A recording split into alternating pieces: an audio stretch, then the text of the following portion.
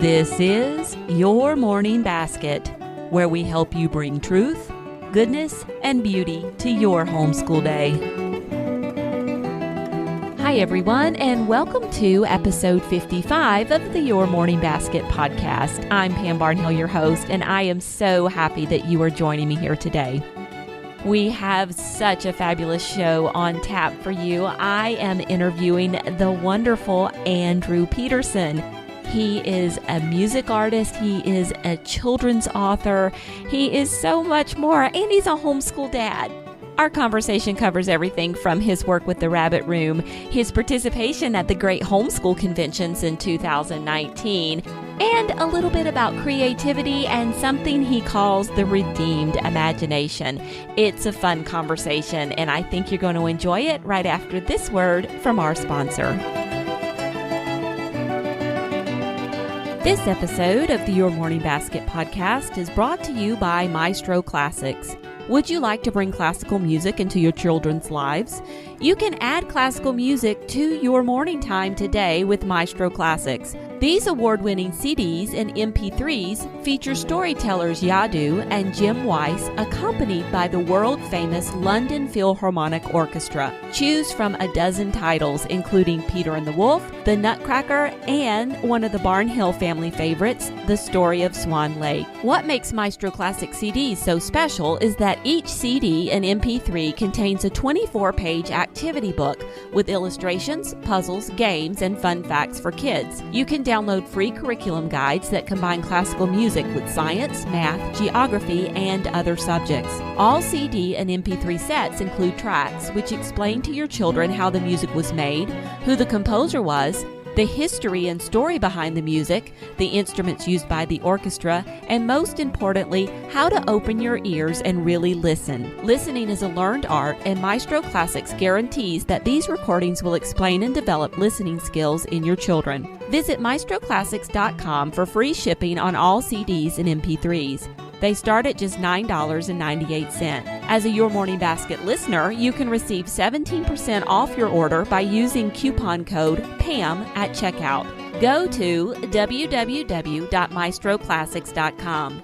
That's Maestro, spelled M-A-E-S-T-R-O, classics.com, where the best classical music curriculum awaits your homeschool. And now, on with the podcast.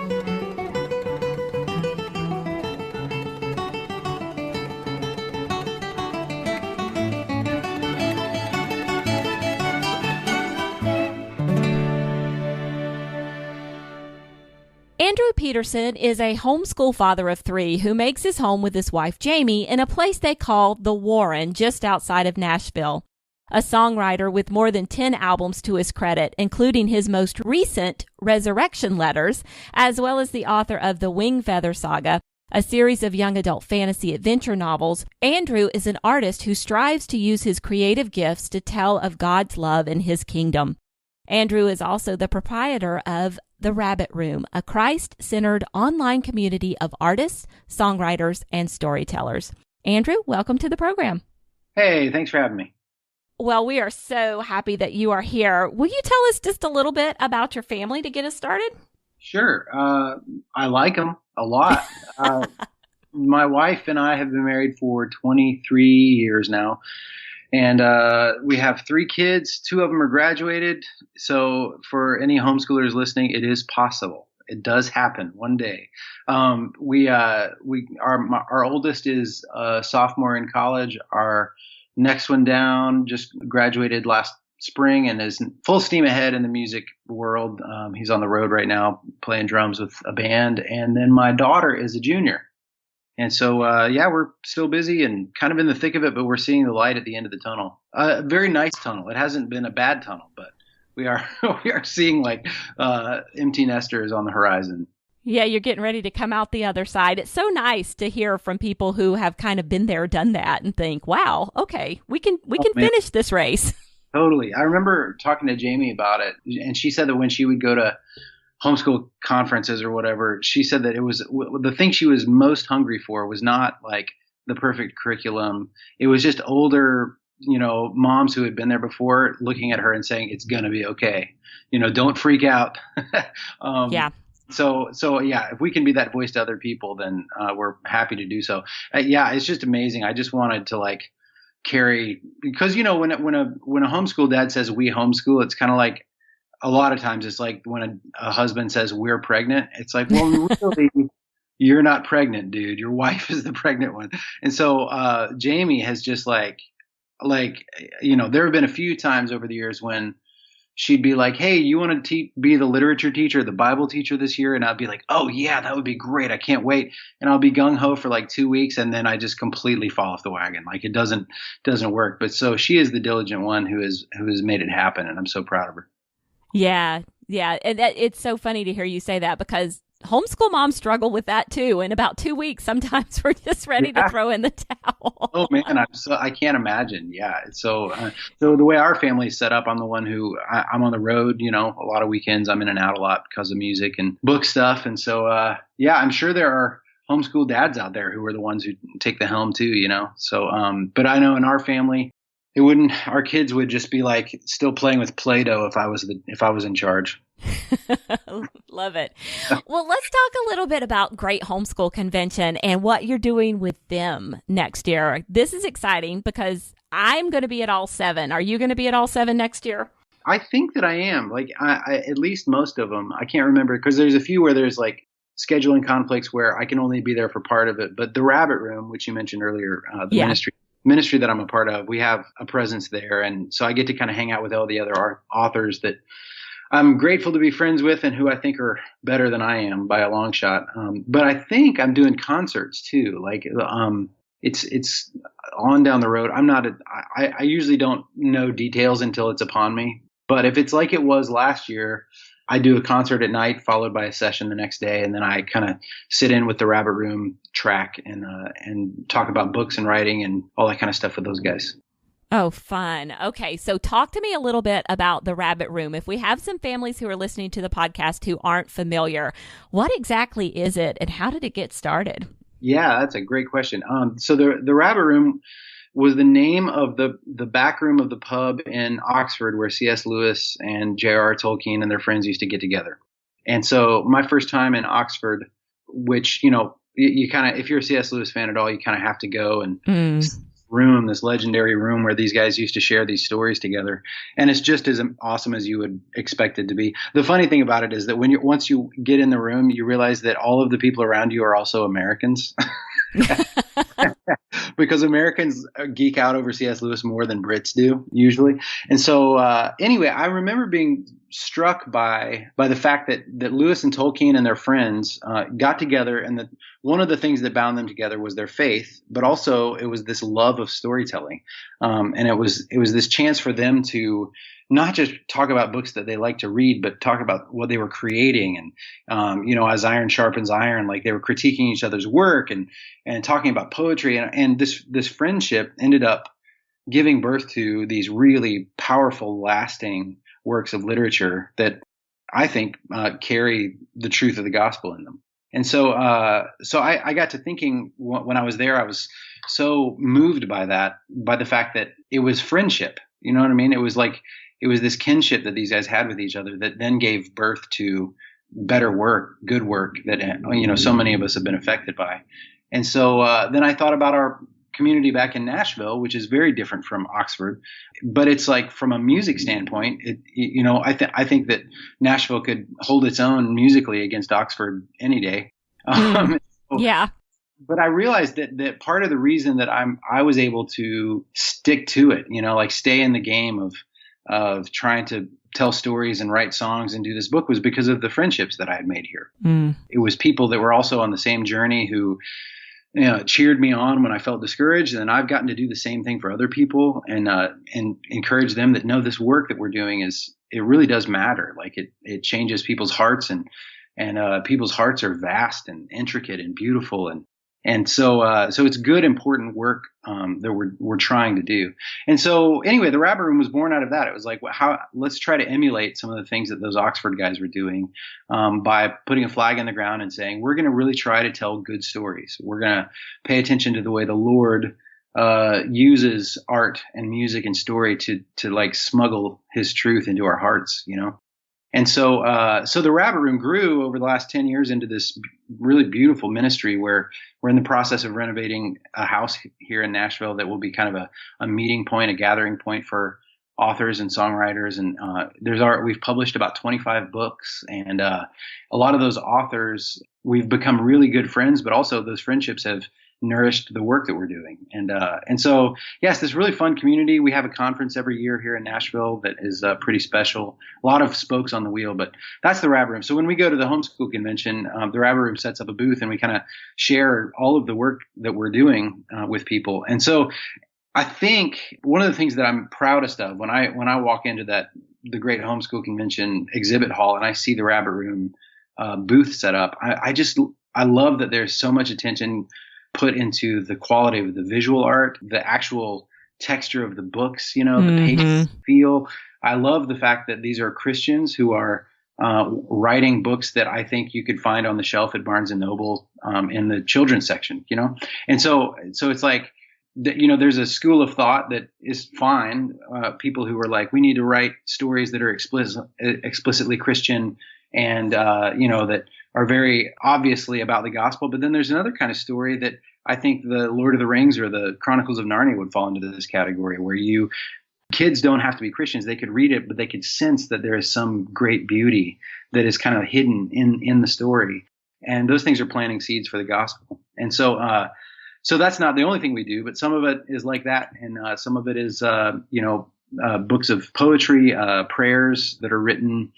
There's a book called Every Moment Holy. So it's just this like if I was not a part of the Rabbit Room, I would want to be hanging out with these guys all the time because I just so admire the other writers. And so, it's this sweet community, and we're thankful to get to share it with the folks at the conference. I love it. I love that it's all about, building up this community and the iron sharpening iron. That's something I work with a group called Scullay Sisters that we try to do for moms who are educating in the classical Charlotte Mason tradition, or any homeschool mom who wants to join us. And I just love that because I know that being around those women have made me such a better homeschool mom. And so the idea that you're writing, to get these truths out there, and you're surrounding yourself with these people who are also doing the same good work. I love that. I think it's a great example.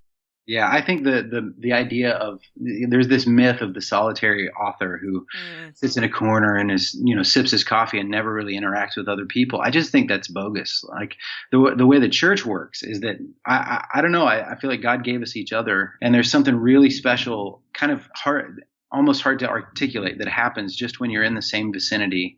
When you're in a relationship with other people who are committed to not just, how do I put it? Not just writing stories in order to make a point.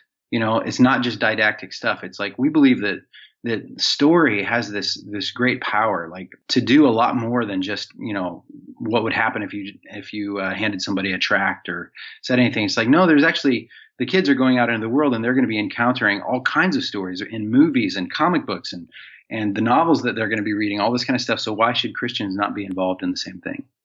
Yeah, I love it. I love it. I was having a great conversation last week about what makes a book a living book. And one of the points that was made about these kind of moralistic stories is that they only have one idea. But a real living book is a book that has lots of ideas. And whatever that kernel of gospel truth that you're trying to get across, it might be stated blatantly in there, but it's just part of a whole bunch of ideas that it can make you think about. Yeah. And that really kind of struck me as we need these multi-layered books that make us think lots of thoughts, not just one thought. Right. And stories that stand on their own, that are just great stories that don't have to be, I remember with the Wingfeather Saga, the novels that I've written, my goal with those books was to try to tell just the best story that I possibly could. Having grown up reading, everything from not Harry Potter, The Hobbit to Tale of Two Cities to Treasure Island and all this stuff, all the way to Sherlock Holmes and the Hardy Boys. I just was like, how can I tell a story that will just make a 12-year-old kid want to keep reading? And then because I happen to be a Christian, I don't have to try to force moralistic messages into the thing. I can just tell a great story. And because of what I believe is the indwelling Holy Spirit. Like he is going to do what he wants with the story. You know what I mean? So yeah, I love that. Not that you don't have an agenda, it's that the agenda doesn't trump the quality of the writing or the story that's happening there.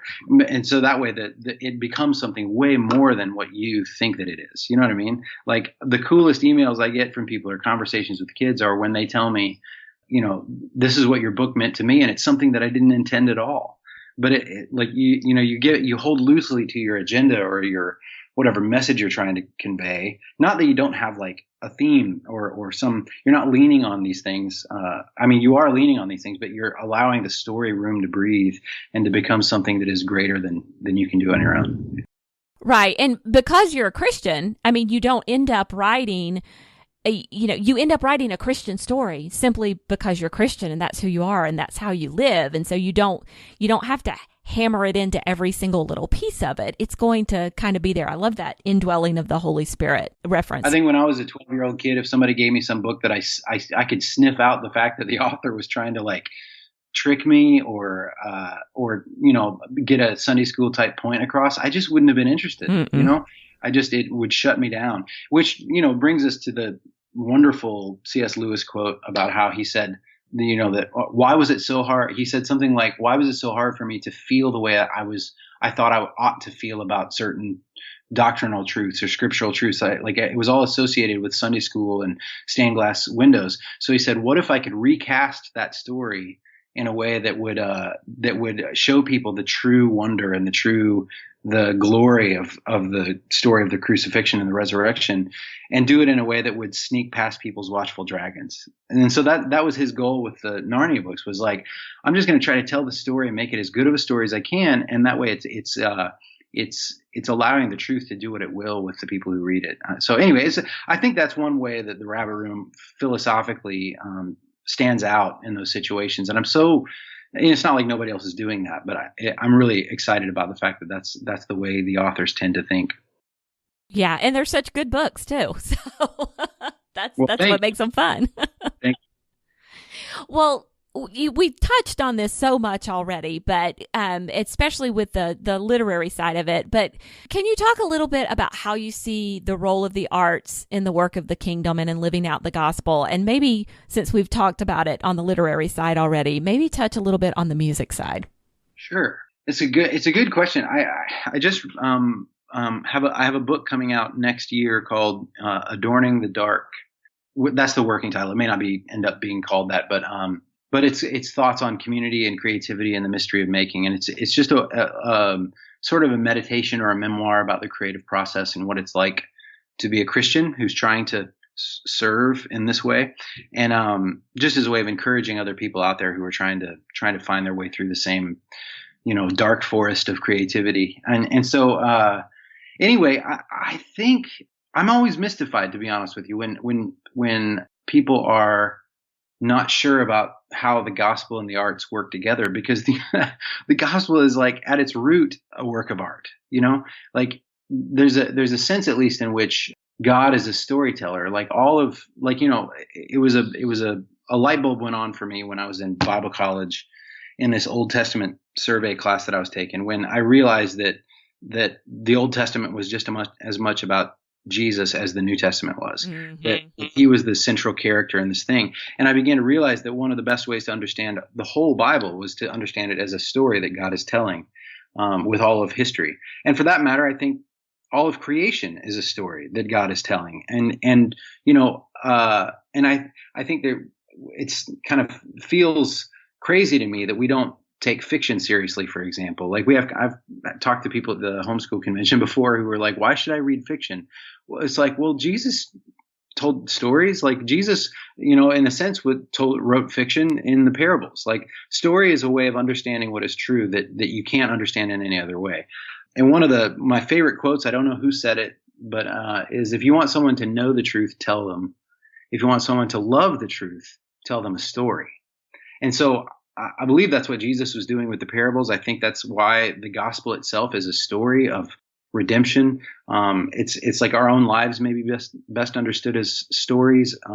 And so God has been, like, art has been pretty closely intertwined with the church for I mean, thousands of years. Mm-hmm. Some of the best, it ruffles my feathers a little bit when people say that Christian art is bad, because I want to say, well, which art are you talking about? Because I think about Michelangelo's and the Sistine Chapel, or Bach, or or C.S. Lewis or Tolkien. Like, the Christians have zero reason to be embarrassed about the art that we're making, until you start thinking about the last 50 years or so, and even then it's only the most popular stuff. It's like there's always been this undercurrent of Christians who are really dedicated to writing beautiful poems, painting beautiful paintings. And so the church for that matter, I think, has incubated some of the best art that has ever been known.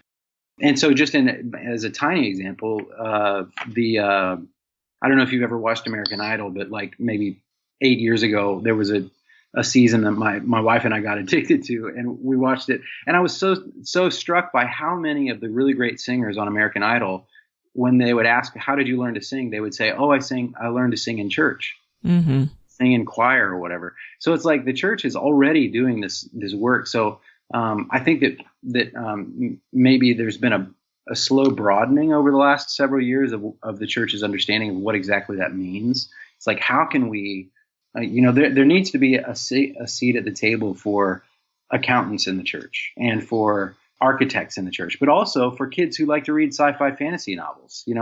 There needs to be this, like, I think, beautiful welcoming of the people in all of the facets of their gifting, because all of these things can be commandeered by the Lord to tell His own story. You know what I mean?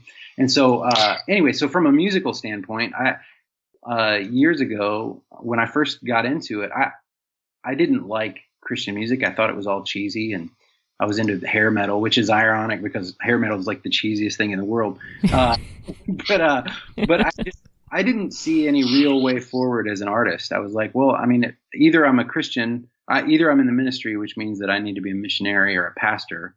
But neither of those things sound fun, because what I really love is stories with sword fights and music with electric guitars, and really like I was into comic books at the time. And so I just assumed that there was never any room for me in ministry. And so slowly beginning to realize that, oh no, like all of these things can be used and can draw attention to the beauty of the gospel. And so for music, for me, it was encountering the music of Rich Mullins, who, you guys listening may not remember him, but he was I think the greatest modern songwriter the church has known. He wrote "Our God is an Awesome God," and it's my least favorite song of his.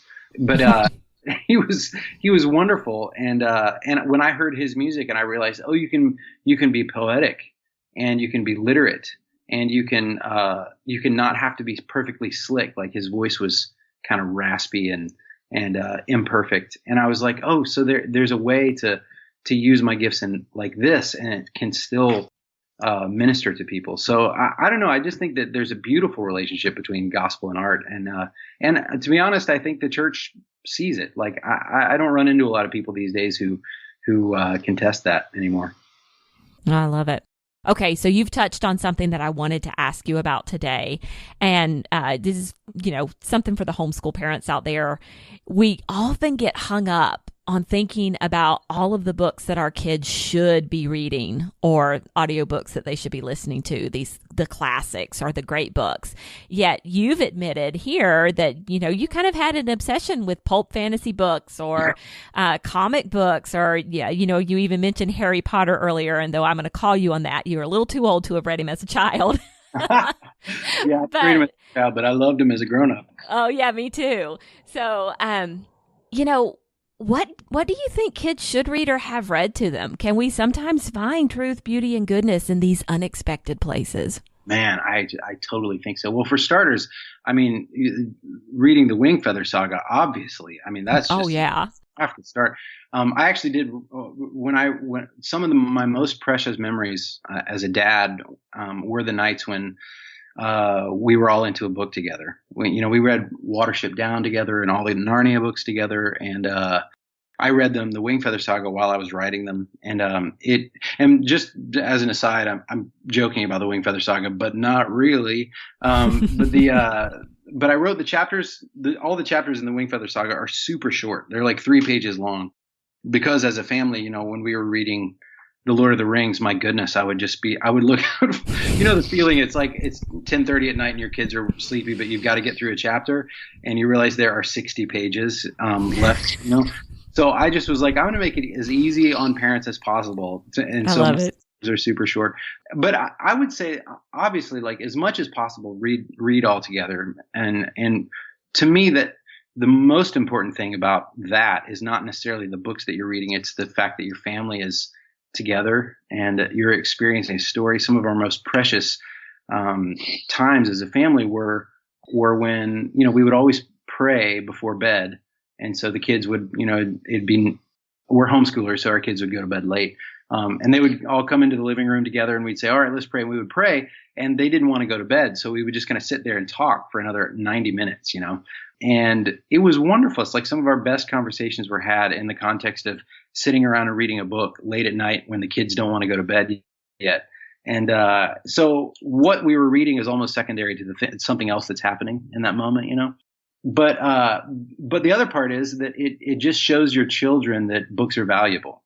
It's like good stories matter. So when I was a kid, my dad's a pastor, so his office was jammed with theology books, and it smelled good in there. And I was mainly in there when I was getting a spanking, but but I do remember that he valued books. He was always reading. But then when we came home, I would look on the bookshelves, and there was Lord of the Rings and Tom Sawyer and Tale of Two Cities, and it wasn't like we always read those books, but I just always took for granted that books were good things, that they mattered. And so that's all bringing me to this point, which is that my oldest son is the bookworm of the family. Like he could just constantly reading. He's in college now, and he still calls me and says, "What do I read next?" And I just can't wait I was like, oh gosh, read this novel, and he'll read it in 3 days, And so, my second son was the kid who got into Goosebumps. Do you remember those books? Uh-huh. Like, they were like the worst written books ever. And they're like creepy monster stories and stuff. And I wasn't crazy about it. You start out trying to read what your kids are reading to kind of make sure that what they're reading is good, but I couldn't bring myself to read these books. I just didn't like them. But he just gobbled them up like at the library. He wouldn't even check them out. He would just go and read them. And there was a sense in which I gathered over the years that I didn't want him to feel like I was disappointed in him for what he was reading. You know what I mean? I didn't want him to feel like I was comparing him to my oldest, who was the real bookworm. Like, our goal is not to foist books on our kids so that they start to hate them, or they start to resent them, or do they start to think, well, I'm just not good enough because I don't like to read the same kind of books that you do. I have a hunch that everybody's probably a reader. They just don't know what kind of, they haven't found the books that they love to read yet, So there may be a kid out there whose parents are like, oh, I'm a failure because my kid isn't reading the Narnia books. But they might burn through some book about World War II. You know what I mean? And so I just decided when my kid was in high school, I was like, you know what? I like grabbed him by the shoulders and looked him in the eye. And I was like, man, I love who you are. And if you never read another book, it would not change the way that I feel about you. You are doing so many other creative things. He's way into music. He's a music producer. He's so great. So it's like, books aren't the point. The point is, does he know that the Lord loves him? Are there intersections in his life between the things that move him and the gospel? And so that was my thing. Like, it can feel in the homeschooling world like there's this pressure that if my kid isn't a big reader, then I've dropped the ball somehow or whatever. And I just don't think that's fair. And I've met a lot of people who will tell me, I met a guy, there's a bandmate of mine who's reading Dostoevsky on the tour. And I was like, oh man, I didn't know you were a reader. And he was like, yeah, I just started reading like 2 years ago. He's a grown up and he hated books as a kid, but he was like, one day the light bulb switched on and he just started gobbling up Russian novelists, So anyway, I don't know if that's helpful or not, but I just think it's important to not to feed your kids your vegetables, but don't like give them sweets every now and then too, Yeah. Well, I think it is helpful because I think it takes pressure off of homeschool moms who do feel a lot of pressure about things like this, and so I think it's really helpful. My son went to the library the other day and he's like, Mom, I need to go look for a book. I'm like, okay, what are you looking for? He's like, oh, I got to go find a Minecraft book. I'm like, oh, great. Yay. Yeah, it's like, all right, that's okay. He's on a journey, and your kids will books aren't the most important thing, but they're awesome. And It was funny. One time, my daughter hadn't read my books. Like, she would talk to friends at school who were like, "Oh, your dad, I just finished his fourth book, and it's so cool. Like, you're one of the characters is based on her." And she was like, "Yeah, I haven't read them yet." She has now, but there was a season where I was like, "Are you serious? Your dad's an author and you haven't read the books?" But it was a joke, it was kind of a funny conversation as opposed to like any kind of resentment, because I just had to like set them free to kind of like gravitate toward the things that were going to light them up. And so my job as a dad is to kind of fan that flame. Yeah, and they did, and they all turned out fine. So there you go. You write about the redeemed imagination. What do you mean by that? Well, one of the ways that I put it is the integrated imagination too, like where like I said, as a kid, I was really drawn to books that my parents were super suspicious of, and same thing with music. Like in the 80s, everybody thought that rock music was, the worst thing you could do to your soul. And it was all evil. They were all devil worshippers. And I just couldn't get my head around it. I didn't understand it, because what I was listening to wasn't, it was like, I'm sure there's bad stuff out there. I'm not saying you should just listen to everything. But sometimes it was like, well, no, this is just a really beautiful song. And can the Lord not use that, to draw me to himself? And so the weird sacred secular divide is a Gnostic thing. And Gnosticism is this insidious, poisonous heresy, that divides our imagination between things that are spiritual and things that are earthy, or whatever it may be. And I think that kind of slips into our sense of the arts or books or whatever it may be. Like, our imaginations are one of the ways that we were created in God's image, and there is a way to corrupt that. But the imagination and imaginative or creativity, I should say, is not inherently a bad thing, obviously.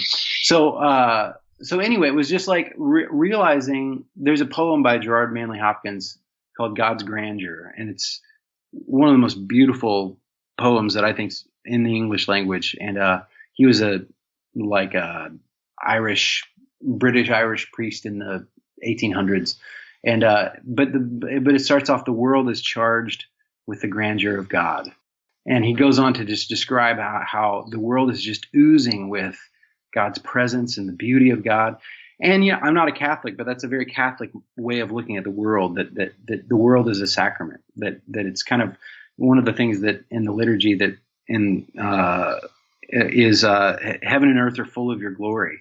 The psalmist says that. And so if that's true, if heaven and earth are full of God's glory, then there's no corner, there's no molecule of the universe there. How is it? David Dark is an author. He says there's not one secular molecule of the universe. All of it belongs to the Lord.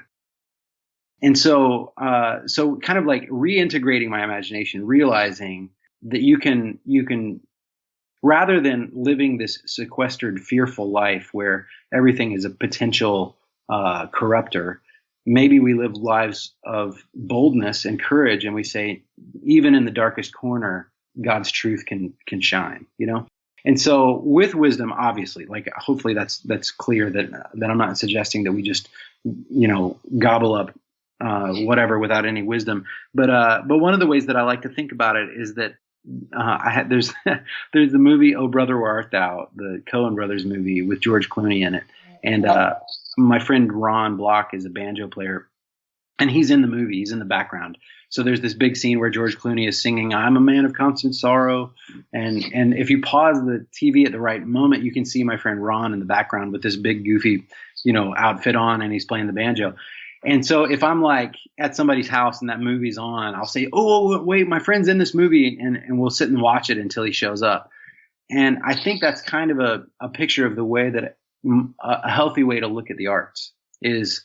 I believe that Jesus is kind of haunting all of it. Like the truth shows up in the most unlikely places. And so I think it's a good exercise to go, I'm going to keep my eyes peeled for where the Lord is speaking in this situation and that situation. in this work of art or that work of art, and look for ways that God has commandeered it, or ways that where the author may not even be a Christian and are telling the truth without meaning to, and to help my kids then to see that in the world. You know what I mean? It kind of readies them for moving out into the world in a way that keeps their eyes open for God. And so, does that answer the question? Oh, yeah. And I love it. I love so much the idea of living from a place where you're constantly looking for God in everything, than living from a place of fear where you're hiding from everything because you think it might not have God. So, yeah.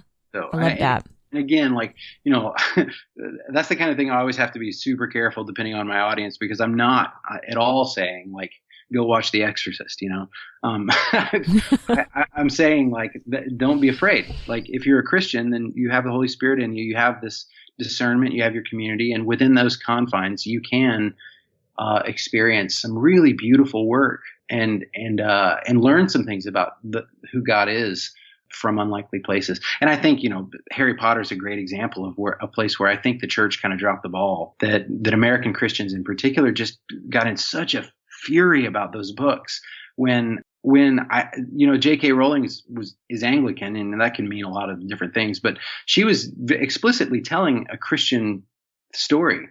She intended to use Christian imagery and a story about resurrection and about the power of sacrificial love over evil. And there's so much good in those books, not to say that there's nothing bad in them, but there's also a lot of really good, powerful things that, what I imagine is, what happens if a kid who grew up who's not a Christian read those books and wept at the end, right? Has this picture in their hearts seared into their imagination of the power of sacrificial love to conquer death and to conquer evil. And then that plants the seeds that would then later, whenever they encounter the gospel of Jesus, they go, wait a minute, I've seen this before. But this feels familiar to me. And somebody can say, you know what? Jesus is actually the fulfillment of everything that your heart was longing for when you were reading the Harry Potter books. Jesus is the fulfillment and the completion and the most beautiful picture of what it is that was waking up in your heart when you were reading this book or that book. Rather than saying, those books are evil and they're of the devil and they're going to ruin your soul. I actually wrote a piece called Jesus, Harry Potter, and Me that was posted in the room. And it's still the most viewed and shared article that we've ever had. And most of it was really positive. And I got some people who were pretty mad at me about coming out, so to speak, as a Harry Potter fan and a Christian. But there were a few people came up to me, wrote me in tears, and said that they were weeping because they were new Christians and that they had felt like God was drawing them closer to himself through certain aspects of these stories that they'd loved. But then once they were in the church, Christians were telling them those things were all evil. And they were so confused. They were so wait, what was that then? Why is it evil for me to experience this thing in this way? So anyway, all that to say, maybe your conscience won't let you read those books, and that's fine. But you also have to make room for the grace of the fact that other people may encounter the real, thundering truth of the gospel in places like that. Oh, interesting. So let's switch gears from Harry Potter to Wing Feather. Where do you get your ideas for all the strange creatures and this intricate history of the world that you've developed for these novels? Part of it was my kids. There's a few ways to answer that question. Part of it was just trying to make my kids laugh.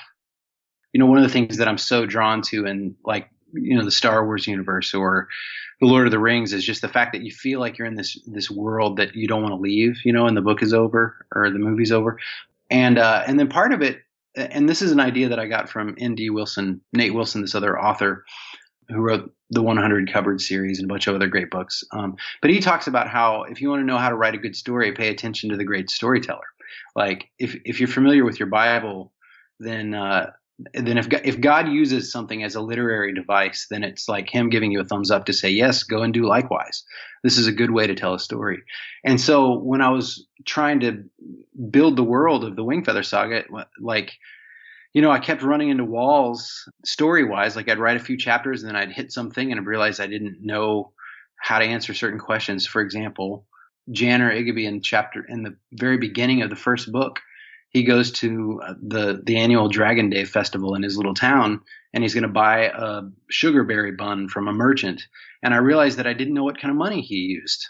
I was like, wait, how does he pay for it? Does he pay for it with coins? And if it's a coin, is there a face on it? And if there's a face on it, who is it? Is it a king or a governor or an emperor? And if there's coins, that means there's a mint somewhere. And what does that mean about what it exists in this world? And if he's using jewels, where do they get the jewels? Are there mines? So anyway, it just kind of made me realize that like I had a lot of homework to do before I could tell the story. I had to build the world first, which, if you want to know how God began the great story of his redemption of his people, he started by building a world.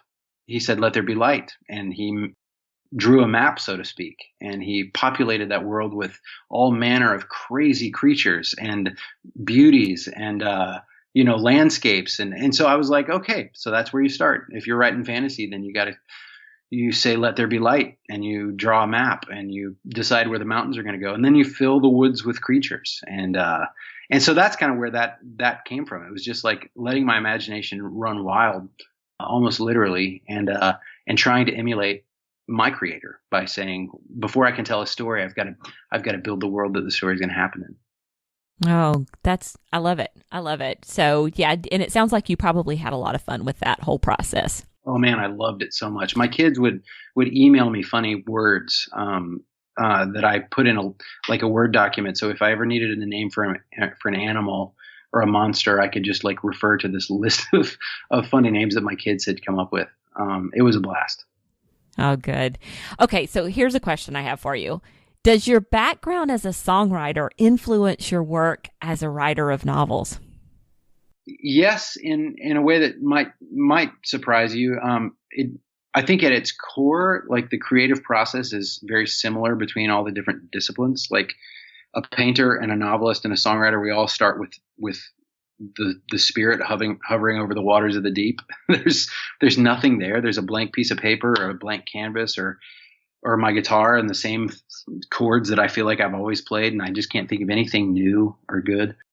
So there's a lot of similarity in that way. But I think the biggest thing that happened was that having written a bunch of songs and put out, gone into the studio and had to learn the hard work of turning a song you wrote on the guitar into something that has piano and drums and orchestra and background vocals, building it all into a thing, and then doing the work of packaging it and then sending it out into the world and promoting it and like playing the songs live. Like it's this, making an album is the romance of just going into the studio is only the tiniest part of the real work. It's kind of like getting married.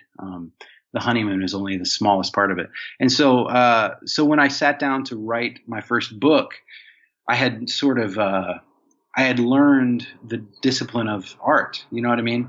I had learned that art is work, that it's not this fun thing, that there are days when you don't feel like it, but you just have to do it anyway. There's days when you completely feel uninspired. As a songwriter, days when I think I have nothing more to offer, but I've got to sit here with my guitar because I have to be in the studio next week, And so that's the muscle that I had been exercising as a songwriter and as a musician, so that when I sat down to write a book, I wasn't so surprised when I hit the walls or when I felt uninspired or when I was like, I don't know where this thing's going. I kind of was like, oh, I've been here before. I know how this works. This is like when I made my last album, and all I have to do is show up, and I've got to keep working. I've got to keep go through a large pile of really bad ideas before I get to the good ones. So I think there's a lot of correlation in that way. Oh, I love that. That's the point you brought up, because we have a lot of kids who listen to the podcast. And I think sometimes when they think about people who are writing songs or people who are writing these books that they love to read, they think that it must be easy somehow. Huh. I teach homeschool writing classes, and the thing that everybody hates most is the rewrite, the editing. So I love that that's the message you're sending there, is that, sometimes you just got to get up and do it, whether you feel like it anyway. Yeah, I think so. One of the things that when I speak to students, I make sure that I always say, your teachers are right, that like you have to revise. Nobody's first try is their best work. Like, Tiger Woods was not a good golfer the first time he picked up a club. You know what I mean? And so you've got to learn to revise. And But when I first sent my first manuscript, I had edited it like 4 times because I was so nervous. I didn't want them to regret having, signed me to a book deal. So I was trying to make my first book as good as I could. I sent it to them and I waited for weeks while the editor was working on her fixes. And when I finally got that Word document back, it was so painful. I opened it up and every single page was just splashed with red. It was violent, so to speak. And so I remember just being like, oh, every sentence, here's all my like bad habits and bad descriptions and, things that I had to do. But by 10 pages of that, I began to see already that, oh man, the book is already so much better than it was before. And so now the editing process is my favorite part. Like the writing of the story the first time, the first draft is the real miserable work. The fun part is taking this lump of clay and then turning it into something beautiful. Well, I love all of this conversation about creativity and the creative process. So do you have any ideas for how we can foster an atmosphere in our homes, in our family life, in our homeschool, where each member of the family is using his or her gifts in a way that reflects the goodness of God? Can you tell us maybe how that's worked in your family? Sure. It's been such a gratifying thing to see my kids gravitate naturally toward the thing that they love. And, I was really nervous I didn't want them to feel pressure to be musicians, So all of them had my boys had 6 months of violin when they were really little. My daughter took a little bit of piano lessons, but as soon as they were crying about it, right or wrong, I was just like, Jamie, let's not push it on them. I don't want them to feel any pressure to be me, And so instead, I just that's one side of it. The other side of it is that I did leave instruments laying around. You know what I mean? I would leave my guitar out. I have this weird thing about I can't stand when a piano lid is closed. I think a piano lid should always be open because why would you close it? It's not going to really change how the piano plays that much. But when the kids pass the piano, you can hear them go bing, bom, bom, bom, and hit the keys.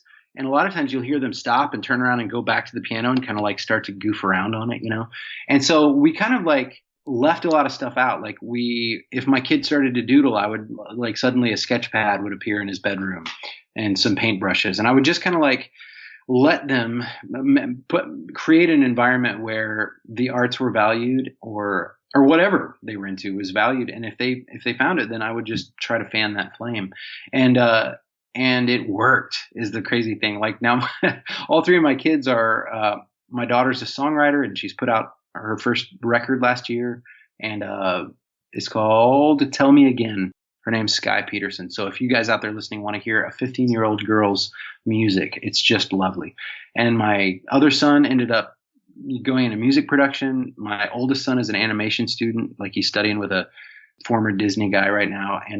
And so they all kind of just found the thing that lit them up. And what we tried to do is just create a context in which they could see that like I said earlier, there's a place at the table in the church for you. The church that we go to now is a pretty small church. And so when my daughter was, I think 12, the song leader invited her to sit in and start playing piano. And when my oldest was, 13, they were like, you want to play drums? Play drums. And my oldest son, who plays some music, but he's mainly an artist, the pastor said, will you paint me a painting that goes with my sermon next month? And then the day of the sermon, he held the painting up for the congregation, passed it around while he was preaching. And I was just weeping. I was sitting in the back just weeping, thinking how beautiful it was that the church was saying, we see you. We see the gift that you've been given, and we want you to know that we value it and that we see that God is using you. In this way. And so I think that's the thing is you look for the thing that lights up your kid and you just fan the flame brighter. Andrew, thank you so much for joining us on the podcast today. It's been a fun conversation, a wonderful conversation. You gave me so much to think about that I haven't really given a lot of thought to before. So I love it when that happens. I'm so glad. Thank you. Well, we will see you next year at the Great Homeschool Conventions, and I hope to come up and get to meet you in person then. Yes, that sounds awesome. I can't wait. Those things are so fun. Well, tell everybody where they can find you online before we go. Sure. If you want to know more about the Rabbit Room, you can just go to rabbitroom.com. And my website is andrew-peterson.com. You have to put the hyphen in because the other Andrew Peterson writes like espionage thriller novels. And so people have actually emailed me and said, man, there's a lot of violence in your books. And I'm like, wait, what are you talking about? And so make sure you include the hyphen. And then that's probably the best. And you can go to wingfeathersaga.com to find out about the movie that we're making and more about the Wingfeather Saga. Yeah, and all the wonderful creatures in those books as well. So, well, thank you. I appreciate it. Thank you so much. And there you have it. Now, if you would like links to any of the books and resources that Andrew and I talked about on today's episode of the podcast, you can find them on the show notes for this episode.